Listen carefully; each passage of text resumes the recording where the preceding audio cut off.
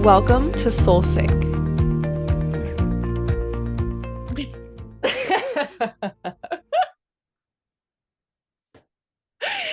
I love that. It was the first line and you froze. Oh, I thought you said I'm gonna say hi or whatever, and then you take the lead. So I was like, oh, okay. I was like, Taylor, you start and then I'll say hi and then you take the lead. Oh, okay. I didn't hear that first part. Oh, The goodness. most important part. Okay, ready? What up, everyone? Welcome to Soul Sync. Hello. How we all doing? Welcome to another beautiful week. I mean, it's rainy as fuck over here. What's it like in South Carolina? Honestly, it's pretty cloudy. It's been rainy the past couple of days, but the sun has been peeking out a little bit. So we're starting to see some hope. Fuck yeah. That's what I think the sun is too. Whenever I see it trying, I'm like, you can do it. Brighten my day. Literally. But you know what? This kind of relates to the topic that we're talking about today. So, like, who's the glimmer of hope in your family? Let's think about that. Who's the black sheep in your family? Why do I ask that? Because we're going to be touching on generational traumas today that we face, also ancestral traumas, and then something really interesting that I just learned about is historic traumas. Yeah, historical traumas. So, what's the difference between these? And first of all, like, no one wants to have this shit passed down through generations. And by shit, what do we mean? Mean like anxiety, mental illness, addiction, poor money mindset, even something like communications, how to love.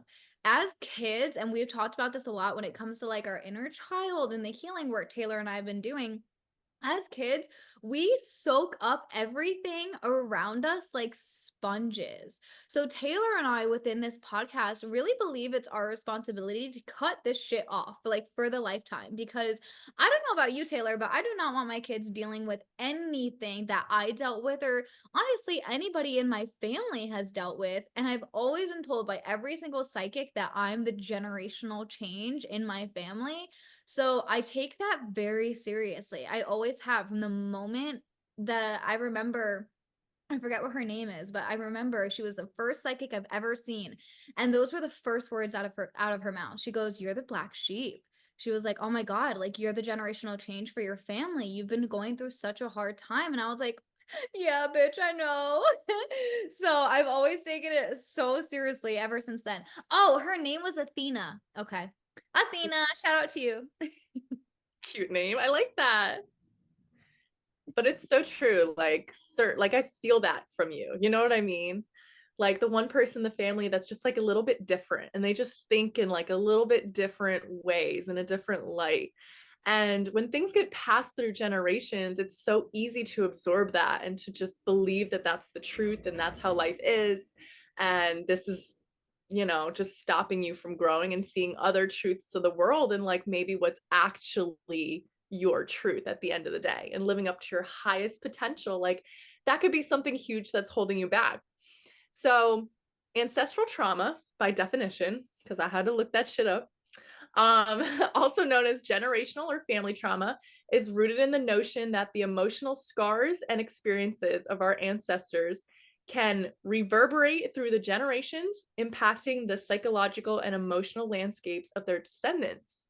So, just reading that alone, I'm like, shit, that makes so much sense. Like, I think personally, I'm the black sheep of my family too, because we're kind of the ones that like see all of the trauma that our family holds and has been holding through generations.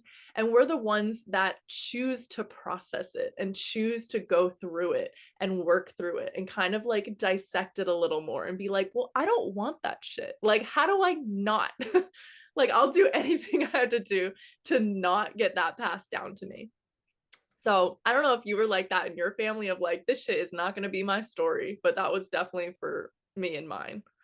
I definitely was. I feel like for a lot of my life, like up until I woke up, I very much so took on the habits and those thought processes from my family and from the generational traumas. And it wasn't until I woke up and honestly, until I moved out that I really started to process things of like, what the fuck? This is not normal. Like, I remember my first year living on my own with Tom.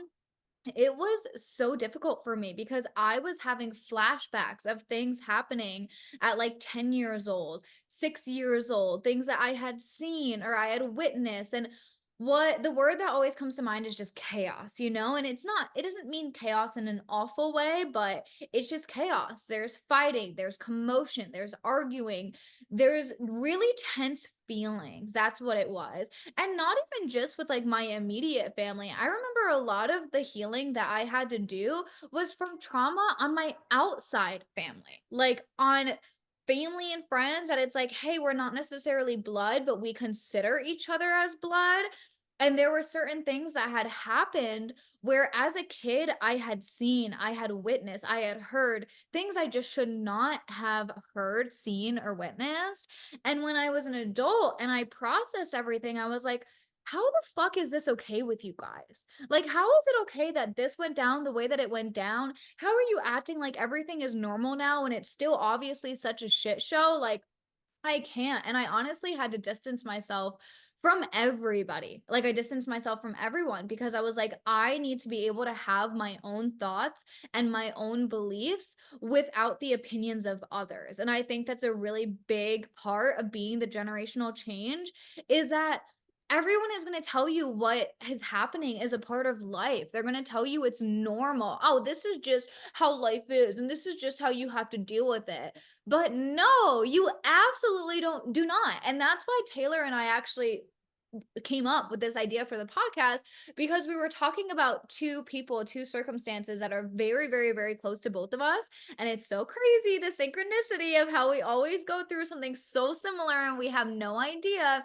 And we were like, I just don't understand why they need substances to run away from this. Like, we've dealt with it, we've faced it, and we don't need that. So it's just like, why can't you do that? And why can't the people around the person encourage them to think about it differently? And that's where we're like, fuck, we're just the black sheep because we just see things like that. And we see things as like, life can be so much better, but you're not even giving yourself the opportunity to do that because you're so stuck in like the past and the trauma and the hurt, and you don't even want to heal. That's like the most frustrating part is that they don't even feel like they need to heal. And it's just like, oh my God, what? Like, how do you not see that?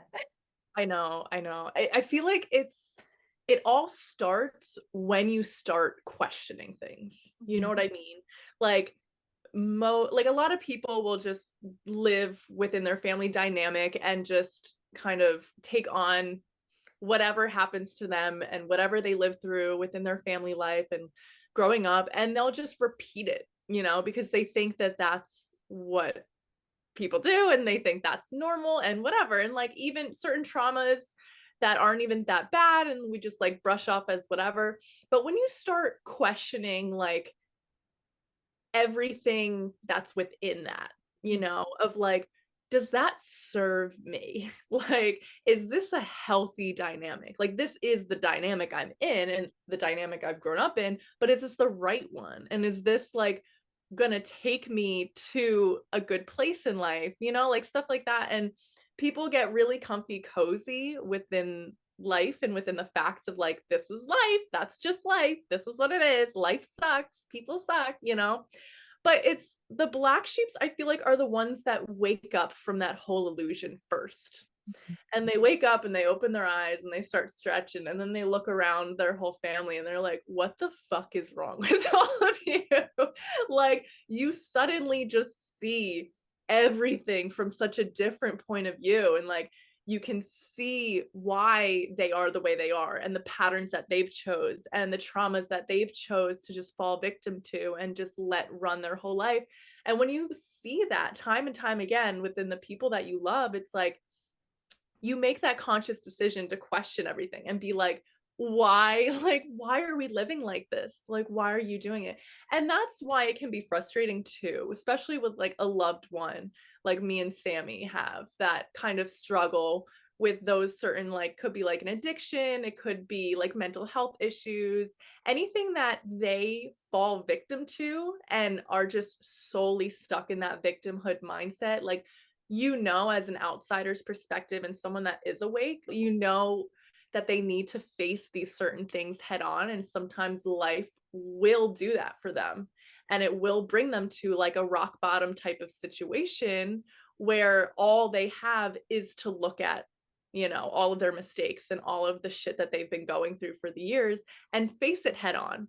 And I feel like when you do that enough in life, you're able to see other people's traumas and your own generational traumas throughout the years. Um, so I think, yeah, there is some beauty to being the black sheep for sure, of like you can kind of pull people out of that like asleep mindset and victimhood mindset, and you can be that like glimmer of light for them. But I feel like when they're so stuck in it, it can feel like you're attacking them, or it can feel like you're not on their side, or you're doing something bad for them, or not approving, like the list goes on where they just misunderstand all of the love you're trying to show them and all of like the perspective gain that we have. And honestly, like I love being the black sheep, but it does come with a lot of downsides to me because sometimes I'll tell my mom like openly, I'll just be like, you know, you're this way because of this. You know that, right? And your mom did this to you, or your dad. Remember when grandpa did that or lived that type of lifestyle, and now you're living through that limited belief. And it just really does trickle down to like generations after. So, like, I was brought up in that same limiting belief. And it's the ones that say, okay, it stops here. Like, I am the last one that has to feel that. And I will feel all of it in its entirety. And I will work through it head on and heal all of that through generations if it means that it stops with me. So, good for us. I think we should give ourselves a pat on the back, first of all. Oh, it's so beautiful, Taylor. Oh my God. Cute girl. Spoke from the heart. Well, I feel like it just like is just hitting me because I needed this episode as much as I'm sure a lot of you guys do too, in the sense of like Taylor and I are very honest about these things that we're working on and we're healing through. And what you had said of like, I will feel all of it so that I'm the last person. That's how I've ran my whole life, you know? Like, even when it comes to my business, I'm like, I am a coach so that no other girl has to go through that awful, awful, awful experience of trying to have a weight loss journey when you have no idea what to do and you're going through all these mindset shifts. And it's just it's hard, you know? And I tell my girls that because I'm like, this is why I became a coach because it was so hard for me. I never want another girl to have to go through that alone again if they don't want to, you know? So it's like, the same thing. I refuse for my kids to live any sort of life that I did, good or bad. Like, I want them to live a completely different life. And I think that's where it comes from the black sheep is I want very different things and I had to learn to be okay with those desires. So like for example, I was talking to my stepdad. We have a very very good relationship now, but we've definitely had our ups and downs that we've really worked through and communicated and talked to the point where we're at such a good spot that he will apologize to me when I come to him and I'm like, hey, I'm really struggling with X, Y, and Z because of this, and this that happened in my childhood. He's like, wow, Sammy, I had no idea. Like, thank you so much for telling me. And I just want you to know I'm sorry. Like, I'm sorry that I put that pressure on you or that you felt like you weren't good enough with softball or whatever the situation was. I can go to him about anything. And I never receive judgment. I only receive love. And I had told him how I'm moving to Austin, and he was like, "Oh my God, I would never do that." He's like, "You've never even seen it. You just are following your calling." He was like, "I'm so like awed, but also scared for you because I never would do that." He was like, "I just would never." Even when it comes to Hong Kong, I remember he was texting me and he was like, "Be safe. I've never even thought about going to China." Like, like travel has never been something that my family does to the extent that I do it or the way that I see it. So sometimes it's gonna look like you want a completely different life than they've ever had or anyone they've known has ever had. And that's what makes you the black sheep as well. And that can be just as hard and just as challenging because, like we were talking about last week with the intuition, you genuinely have to trust yourself and you genuinely have to follow every single calling you have simply because you thought it. Yes, girl. First of all, I fucking love that you and your dad have that type of communication, and it is like a healthy communication. And I feel like when you come through that and talk to him with love, like out of love, it's not out of spite. It's not like, when I was younger, you weren't there, and this is why I am the way I am. Like, that's the victimhood mindset that a lot of people have, and a lot of animosity still built up towards certain people from their past, especially like a father figure or someone that like greatly influenced them, and maybe some of their past traumas that you have. But girl, you came from such a healed place, Mhm. and like he felt safe enough to apologize and to really like for you to even bring it all to light and be like, this is how I was feeling. This is how you impacted me and affected me. And for that conversation just to go so beautifully like that, like, I'm sure that felt so good afterwards, and it was kind of like maybe closing a certain little chapter of, like, something that you felt towards him for a little while, you know what I mean? It definitely did because me and him definitely had a rocky relationship. I remember in 8th grade, him and my mom were having some troubles and I knew absolutely everything from both sides. I was like literally the little monkey man in the middle going back and forth being like, "Hey, they said this. Hey, they said this. Can you guys just please get along, you know?" And my grandpa had passed away, so we all ended up like staying together and the family was intact, but there was still that like trauma there. And I did not speak to Thomas for like 8 months. It was a very long time that I did not even talk to him. And since then, he's really shown me that I can open up and I can voice things that I was hurt by, or honestly, even that make me happy. I can just be my authentic self around him. And he's given my inner child so much healing. And I tell him this every time we talk because I swear our relationship has gotten so much better. One, since I've woken up, and two, since I've moved out, if I'm honest, because of the fact that, like, when I talk to him, he sees that I'm an adult and he goes, "I know, like, so and so, they just don't see you as that yet, but they will eventually." And he treats me like an adult. And one of the conversations we had was about the ghost in my house and how I felt like everyone in my family thought I was fucking crazy because nobody believed me. It was for over a year. If you guys want some background on this, I did go into it with Mark's podcast about how I met Mark. But I was telling Thomas about all of this that I was working through as I'm still continuing to see things. And I'm like, "Hey, I'm not fucking crazy, guys. Like, it's a gift." And he goes, "You know, Sammy, I always did feel something really weird down there. I always got a weird vibe. It was very low, it was very sorrowful." And I started yelling, but not in a bad way. And I was like, "Why would you never tell me that?" I was like, "Why did you not tell me that you felt it too?"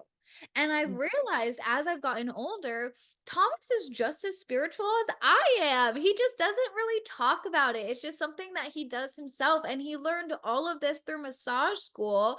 And I always was taught that, like, things like that weren't necessarily such a reliable job, I guess is the best way to put it, because of the fact that, like, you aren't working 9 to 5, your hours are a little bit different. It's just, the things that Thomas likes to do, which are like be in a band, he's a massage therapist, he does all these amazing things. They weren't necessarily seen as serious by some people in my life. And I apologized to him. And I said, "Thomas, I want to tell you, after watching what Taylor went through in Costa Rica and how serious she takes this, and I get to see it one on one, I get to feel it one on one. I was like, I want to say how proud I am of you for the job that you do because I was taught differently. And I'm so sorry if I ever came at you for not working hard enough, if I ever like put you down, because now I see you do so much healing. You give so much energy. And like I'm choking up as I'm talking about this because I was taught the opposite and I didn't know." you know? So like being able to like verbally tell him how sorry I was and how proud I am of him, like it was just a completely new level for our relationship. And even when he told me that he had heard and seen and like felt the things, not necessarily to the extent that I did, but he believed me that whole time when I believed that nobody believed me. I said to him crying, I was like, "You just healed my inner child because I felt so alone. And I felt like none of you guys believed me. And just you saying that, it just gave me so much just healing and clarity." And he said to me, he was like, "You know what, Sammy?" He goes, "I wasn't there yet at the time." He was like, "I don't think I understood it at the time." And I said, I was like, "I understand that." Because that's how I felt too, you know? So it's like when you're the black sheep, this is something Michaela talked about in her podcast, you can inspire other people as well. And I feel like I inspired him in a way to like grow and be, and he's just such a magnificent man. Like I'm so blessed and I see that now because for a really long time I I don't know. Like I just felt like there was no one in my family that got me. And now I realized like he was the angel that was sent to me all along, you know, all along. So I hope you listen to this, Thomas. I love you. Oh, you got me choking up, and that's hard to do. If you know me, you know that that's fucking hard to do. Oh my God. That was so beautiful. It's just like so amazing what that type of open and like loving communication can do too. And it's so true. Like maybe they just weren't there yet. And when you look at, your family members as like just human beings on their own specific journey at the same time, it's like it's really hard to hold things against them. And once we learn that, it's really just like letting go of like this tight ass rope that's just been choking us for years of like animosity, maybe like some hatred. And like you said, some inner child wounds that are just like left open and never fully got to heal. But just something like having a conversation like that and seeing from his point of view and seeing that like it is hard, like the massage and everything, like it is such rewarding work. And first of all, I love that. And it's so crazy that we're even talking about this because I was thinking about him today, like earlier this morning. I just like remembered this conversation we had where he was like, "I'm so like proud of you. I'm so excited for you. Like you're gonna love it. I could whatever." And then he was like, "When you come to visit next time, like I can show you a couple techniques. We could work on Sammy together." Like he was just so excited for me. And I was like, "Yes, like let's do it." Like I have like a mentor already. Like that was just fucking perfect. Um, so it makes so much sense that he is also in touch with his like spiritual side like that. Or even like you are totally inspiring him to look into that side of him more and to be more open to it, I think. And the exact same thing happened with me and my mom. You know what I mean? Like you definitely know because Patty has been evolving very quickly within her spiritual journey. Because she like at one point was literally like my best friend, like we lived together. We lived in such close quarters together, like a 1 bedroom apartment with both of my parents. Like it was just such a crazy time for all of us. And like we were all uprooted at the same time.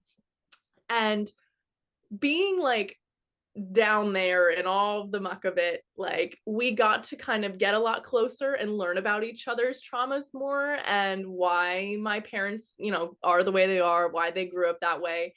And I mean, my dad alone, it's so evident to see like his mom was very abusive, like emotionally, like verbally, like she's just a crazy woman. I'm sorry, Grammy, I hope you never listen to this, but damn, you a crazy woman.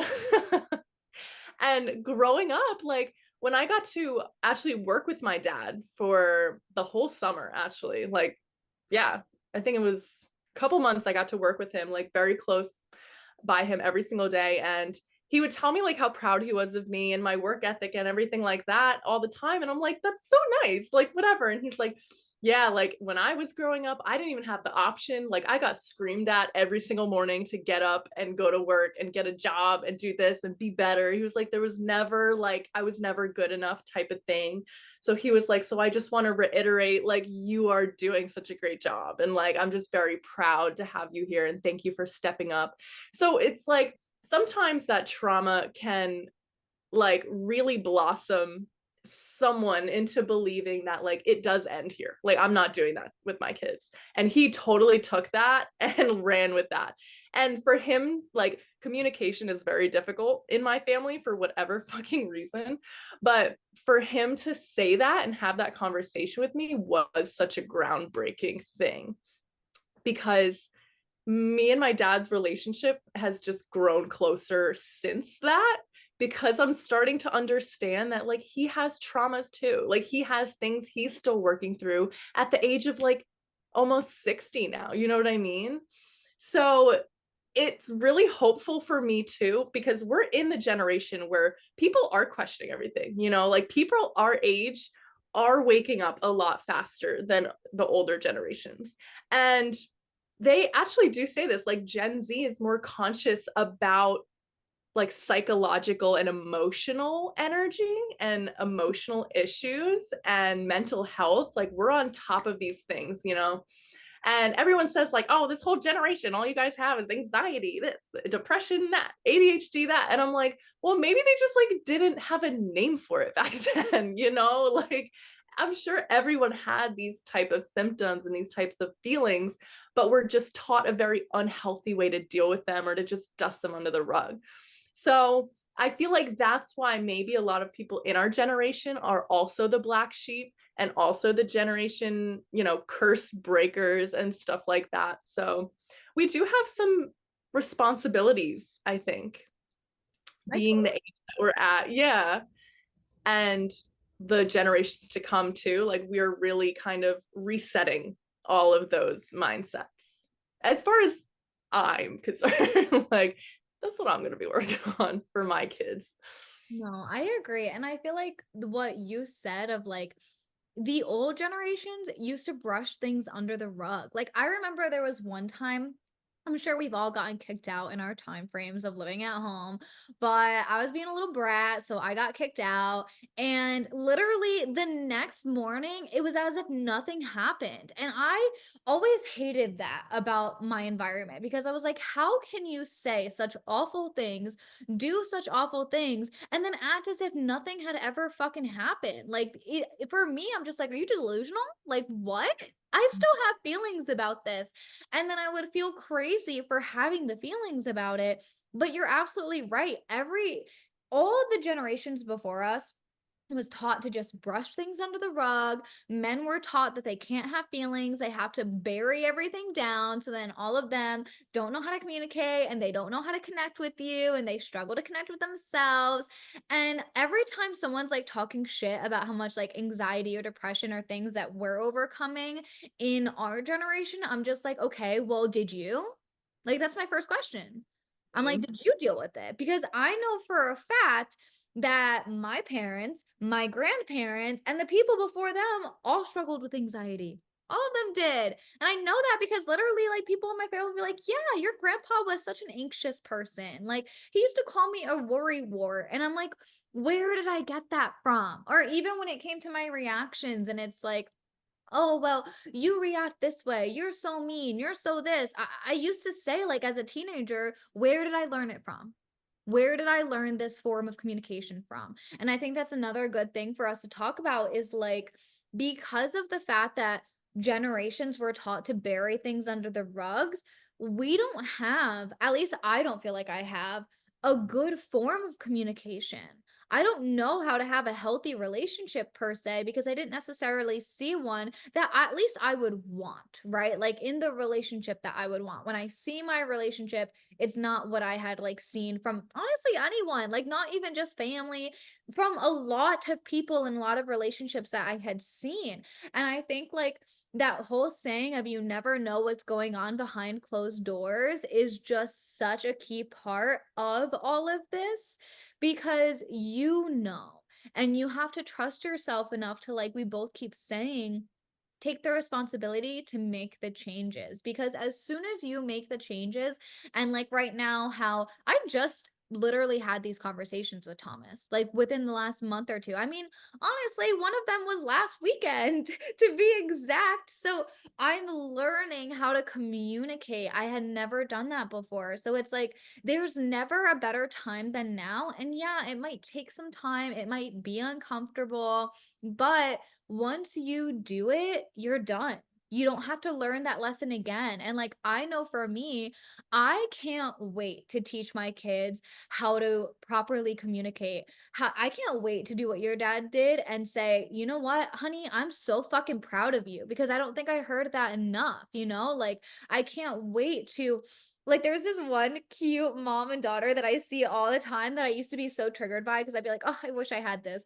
But now I'm like, this is what I can be. And the mom is doing like Palo Santo around the daughter's head, doing all these affirmations, teaching her how to pull energy out of chakras. She's doing it for the daughter, and the daughter is doing it for her. It's the cutest thing ever. And I'm like, I can't wait to do this. Like, I can't wait to teach my kids spirituality and like truly, truly, truly change this generation, because I will be nothing like them. Like, just because I never have wanted to be. I've always wanted to be different. And I think that's a really good part about being the black sheep too, is like embrace your differences. I always used to be like so like put myself in a box. I don't want to like do this, but now I'm literally on my podcast saying that I want to be staging with my daughter. Like, like Yeah. say what the fuck you want. Go for it, because your definition of happiness is going to be nobody else's. Oh my God, I love everything about that. So it's so Holy cute. shit. That, first of all, I fucking love how you can transmute that entire perspective from like, I'm triggered by this mother-daughter relationship to I love and can't wait to do this to my daughter, like with my daughter and have this same type of relationship. Like that's huge. That is a huge perspective change. And it's like, I'm sure that healed so much within you starting with this generation, like there is going to be such healthier stuff, like you are going to incorporate that and then their kids might and their kids might. And it's just starting up like another beautiful like family tree, like family dynamic of just healthy, like even energy work, and it's all coming from such a loving place. And it's like, oh, I want that so bad too. Like I can literally just picture me and my future daughter doing that. And it's like, yes. It's Why not?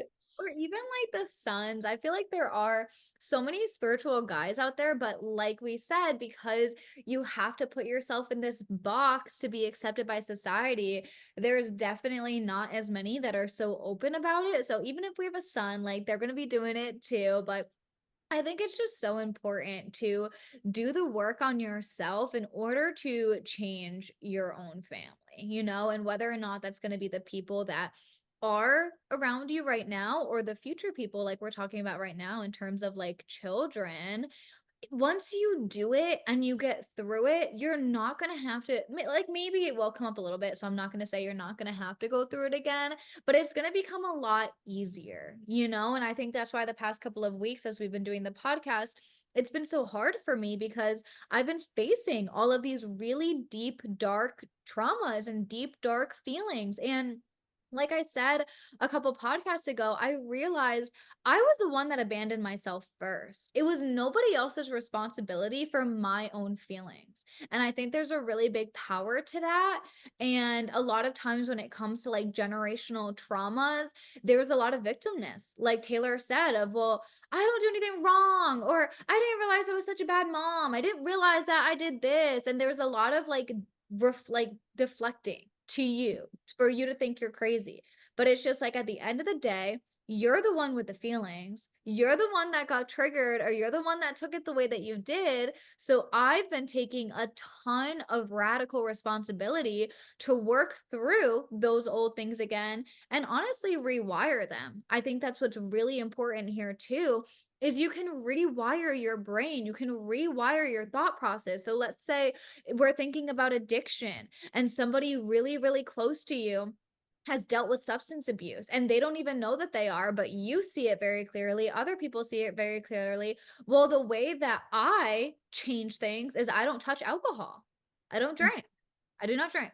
It's not something that I ever really want to do. Like, I have no desire for it. And I'm not saying that I never will because I do enjoy a glass of wine here and there, but that's a good example. Or when it comes to the poor money mindsets, I feel like this is something that a lot of us can relate to. It's like, well, money is hard to get. You can only get money from a 9 to 5 job. That's the only form of stability that you're going to find. Entrepreneurship is really, really, really scary. You don't know if money is going to come or go.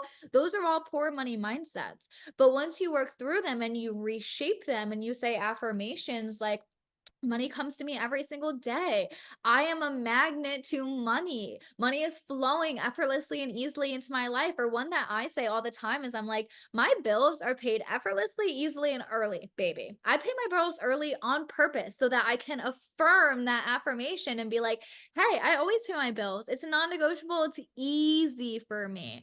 And once you start rewiring, instead of those old generational things that are coming up in your head or those old naysayer remarks, you're going to think about these things that you've programmed into your brain. And most importantly, you fucking chose. You're the one that put that knowledge in there and you got all of that control and you took all of your power back. Fuck yeah. Fuck yeah. Dude. That's exactly what it is. It's a lot of rewiring and it's not necessarily easy, but it's such a conscious choice that you make for yourself of like, no, I'm done with this game of tag throughout the generation.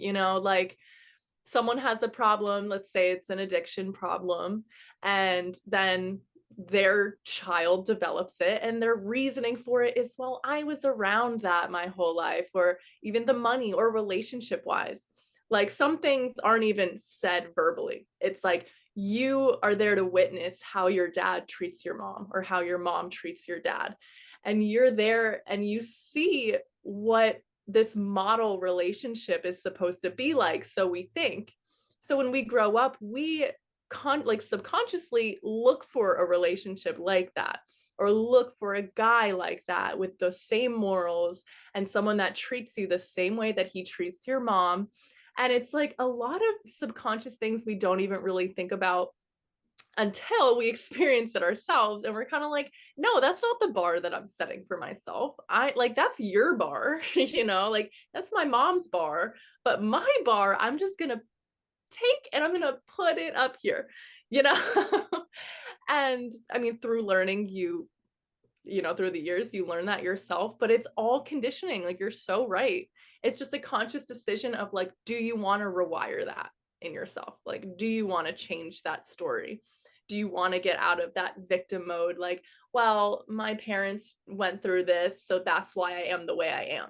Like, if you hear someone saying that, and explaining why they are the way they are because of something that happened to them or something that someone did to them, um to like keep them stuck in that victimhood mindset without any sort of plan to get out, or any, that's kind of a red flag to me of being like, okay, so what are you going to do about it? Like, and they're like, no, it's nothing. It's like, okay, that's fine. Like, you can do that.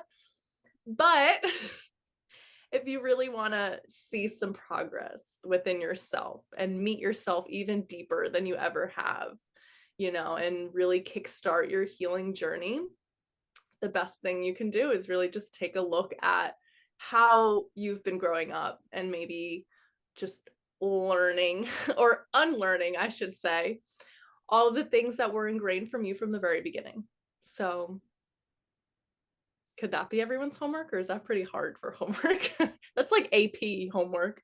I feel like that would be good homework, and maybe we can go ahead and like tell them a couple of the ways that we've done the rewiring and that we've done some of this healing, just so that like instead of it being so intense like that, it's like, okay, that's the goal we're working on, but you can start with A, B, and C. Yes. So how can we start? So what are some little things that you do or that you found yourself doing that can help this? So one thing that has always helped me has been journaling. I've journaled for as long as I can remember, and writing out the circumstances that happened, how it made me feel, what I liked about it versus what I didn't like about it really helped me to see that, everybody, like we said, is human. Like, we are all in our human experience. And it's not like your mom is like trying to make you feel this way. It's not like she's trying to pass down these generational traumas, but you have to, like I said, take responsibility for how you're feeling and why. So for me, I've always just felt like I wasn't good enough. So journaling that out, I got it like out. It's like that's the first step. You have to get it out of your body and out of your mind. So I've always really loved journaling for that. And I think it's really powerful in terms of rewiring too, because it's like, okay, well, if I'm struggling because somebody close to me struggles with addiction or mental illness, what do I want my life to look like, right? How do I want to be different? And that's what I used to journal about a lot because like I said, I always wanted to be different. So I always journaled about what my life would look like and how I would make those changes. So that was my first recommendation. My second recommendation would be look up on YouTube a guided meditation for inner child. This has been so powerful for me. My friend Matt had sent me this one. I can link it in the show notes for you guys, but I basically brings you back to your childhood home and it allows you the space to give yourself the love that you weren't giving yourself. Because, like I said, I was the one who abandoned myself first. It's not like anybody in my family told me I wasn't worthy or specifically said, Sammy, you are this. No, I took circumstances that were happening or things that were said and I made it mean that. It's my responsibility. So it's also my responsibility as an adult to go back and give my inner child that love because I think that's how you start the healing in the first place is realizing that where all of this pain comes is from your inner child. It's not necessarily 25-year-old you or 30-year-old you, 40-year-old, however old you are when you're starting your healing journey. Yes, you're feeling that pain, but it's coming from a different time. So having that distinction is so powerful because you're able to say, oh, this is 5-year-old Sammy coming up. This is 10-year-old Sammy coming up. She was going through X, Y, and Z at the time. Now I understand why she's feeling triggered and she feels this way. So doing the inner child meditation has been so, so, so healing for me. And then my third recommendation would be to have those conversations because, like I said, it's taken me some time to be able to talk about things and as deeply and honestly, as I've wanted to my whole life, but I just never felt like I had the safety in myself to do it. My throat chakra was always closed. It's always been something I've struggled with since I started my healing journey. So, having the conversations, talking to people who understand what was happening at that time, who can understand how I was feeling, like I did when I talked to my stepdad, Thomas, that was so, so, so healing for me. And I think actually verbally saying, hey, you're healing my inner child. This conversation, I genuinely really needed it. It's good for them as well because they're seeing that it wasn't necessarily them or the circumstance that had you feeling the way that you did, but your feelings are still valid. And both of you guys are healing through that conversation. So those would be my three. What about you? Fucking love that. I feel like mine are a little similar. um, so self-love Mm. through healing, like that was huge for me. Like obviously starting with looking back at any like inner child healing that still needed to be had. I would kind of, and journaling too, like I would do the same thing. Journaling, people, is so underrated. I will say this when I'm on my deathbed, like everything that is in your mind that is clouding your thoughts, you can get out and put on paper so that you can think so much clearly. And sometimes when it's on paper and in front of you, you can clearly see the patterns in certain thoughts that you have and certain reactions to things and certain triggers. And it just makes it a lot easier to sift through that bullshit that's been just like clouding, your higher self, and maybe your ego steps in and she could talk freely as she wants, she can talk with all the muck and the cloud in there.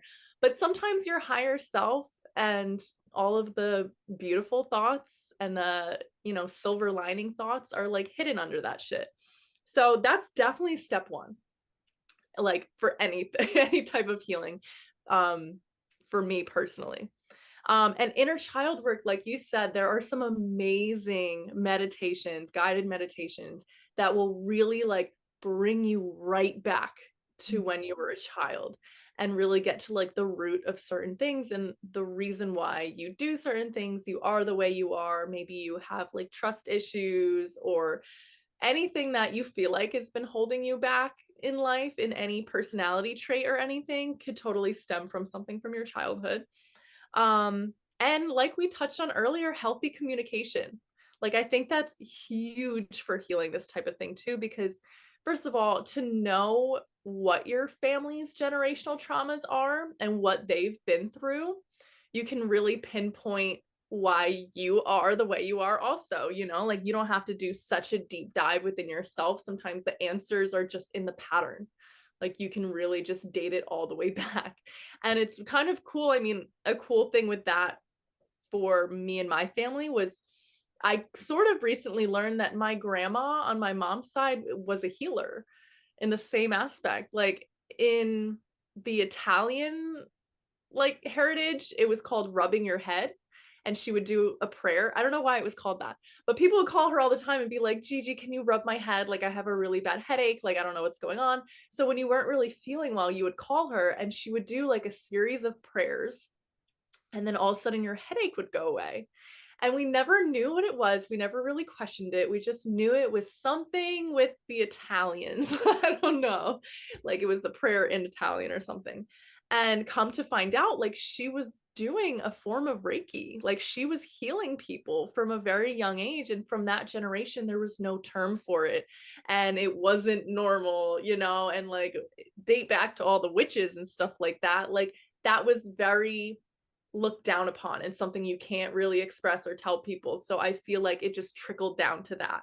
And now we're coming to a day and age where like it's so accepted and we can see all of the benefits of it. And this is really what it is, like moving energy. So that like if I didn't, communicate that with my family of my journey and where I've been at, I would have never known that like I have a lineage of healers, like my mom definitely has a type of healing in her. Like you talk to my mom, like you could just feel it. So that's why she's been like a mother figure to a lot of people too. And it's just like a beautiful dynamic. Yeah, I fucking love that. Like, Because I texted her for Mother's Day. She was like, Sammy, you made me cry. I was like, oh, I'm sorry. I didn't mean to. oh, that made her entire day. Like when I tell you she could not stop talking about that. And I was like, I fucking love that Sammy like took the time to communicate that. Like healthy communication right there. Because seriously, like that woman, she needs some recognition sometimes. You know what I mean? Like Yeah, she needs to come on the podcast. Like, seriously, y'all would love Patty. She, one, makes you crack the fuck up. Like, you cannot stop laughing talking to her.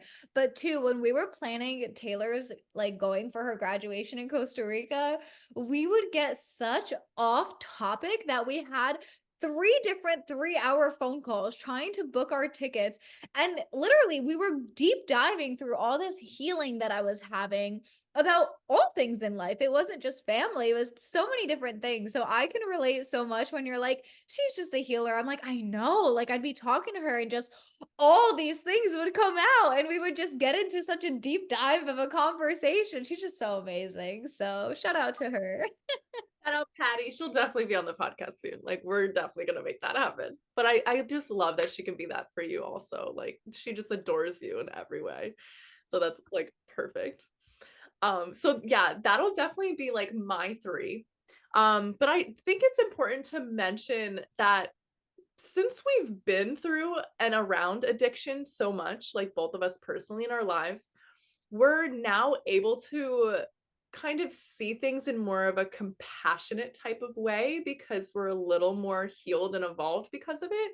And I think that is the most beautiful thing that has come from that trauma in my life personally is that knowing and having the knowledge that addiction is a disease, and sometimes it starts off as something really little and just kind of catapults into like such a bigger thing to where they're stuck, it's like they're not happy with what they're doing either.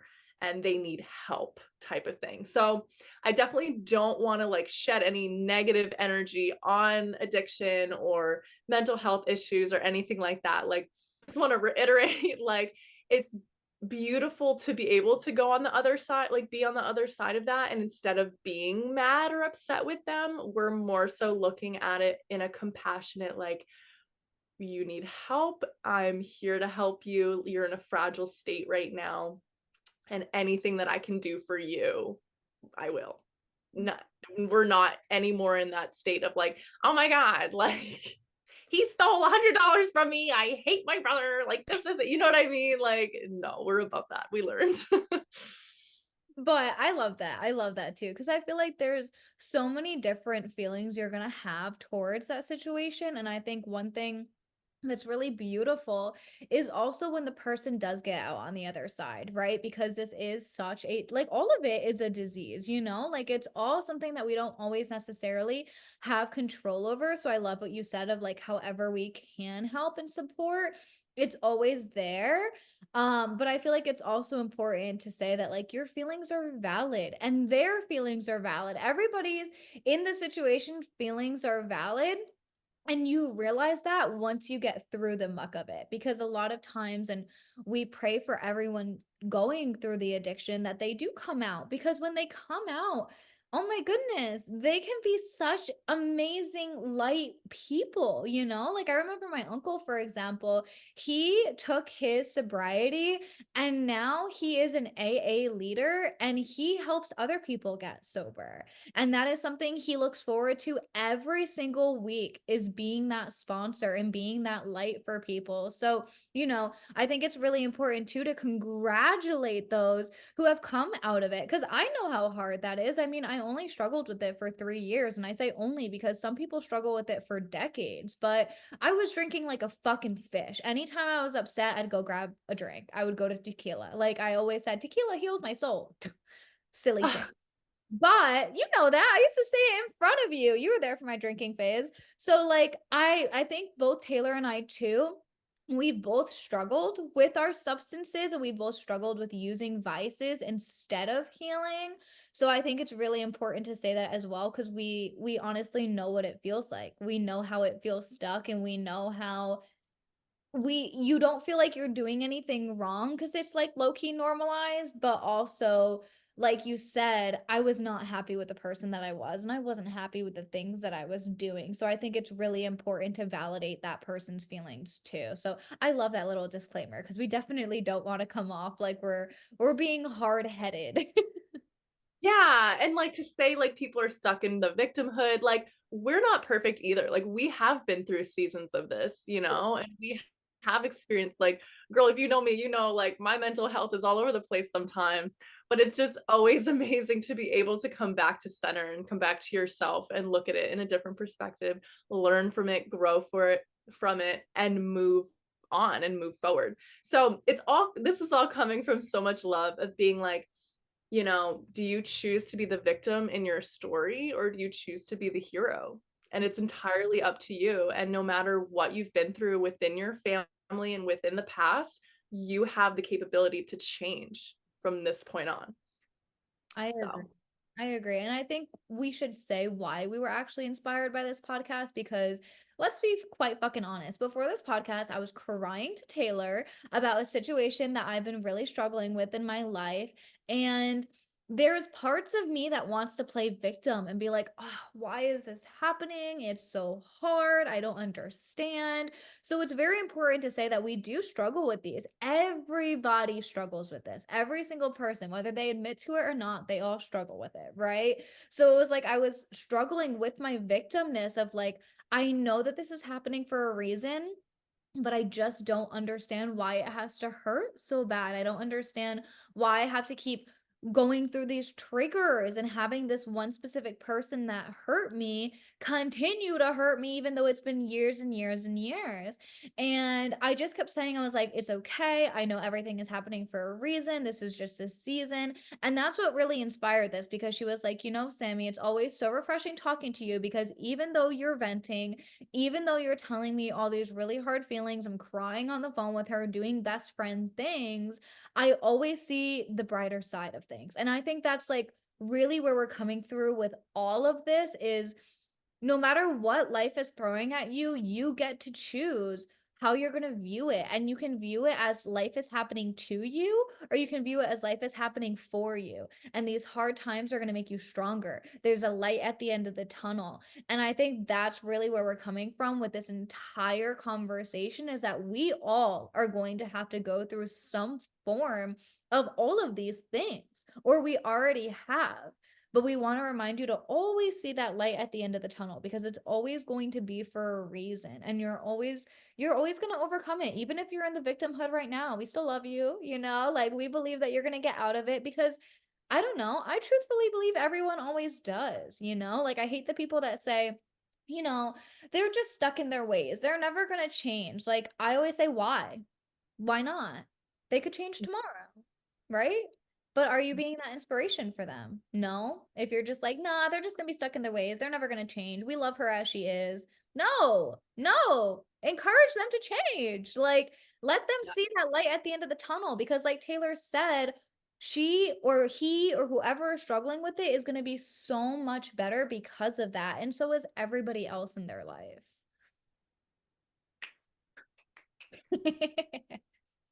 So hopefully y'all know this is all coming from love. This is definitely a little bit more of a tougher combo, but I think a lot of people can really learn from it.